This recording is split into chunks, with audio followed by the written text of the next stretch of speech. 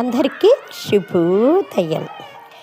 ప్రాతస్మరామి పరమేశ్వర వక్త్రపద్మం, పాలాక్షికీల పరిశోషిత పంచబాణం, భస్మం త్రిపుండ్రరజితం ఫణికుండలాండ్యం, కుందేందుచందన సుధారసమందహాసం,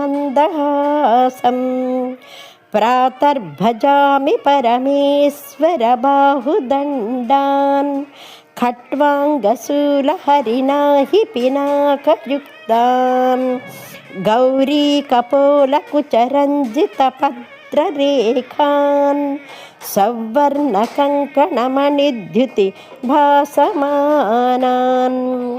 ప్రాతర్నమామి పరమేశ్వర పాదపద్మం, పద్మోద్భవామరమునీంద్రమనోనివాసం, పద్మాక్షనేత్రసరసీరుహపూజనీయం, పద్మాంకుశధ్వజసరోరుహలాంఛనాఢ్యం. ప్రాతస్మరామి పరమేశ్వర పుణ్యమూర్తిం, కర్పూరకుందతబళం గజచర్మచేలం, గంగాధరం ఘనకపర్ధవిభాసమానం, కాత్యాయనీతను విభూషితవామభాగం.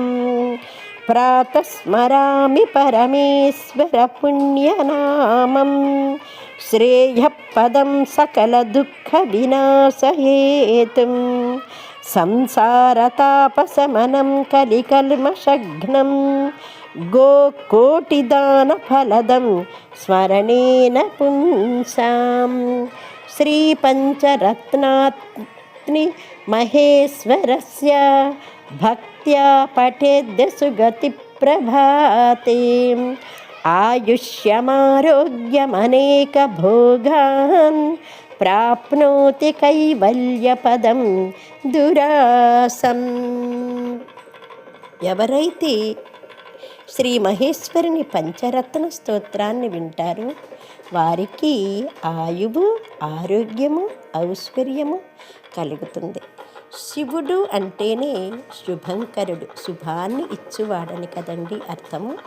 ఈ స్తోత్రాన్ని విని పరమేశ్వరుని యొక్క అనుగ్రహాన్ని పొందుతాము. విన్న వాళ్ళందరికీ కూడా పరమేశ్వరుని కృపా కటాక్ష వీక్షణం కలగాలని మనసారా కోరుకుంటున్నాను.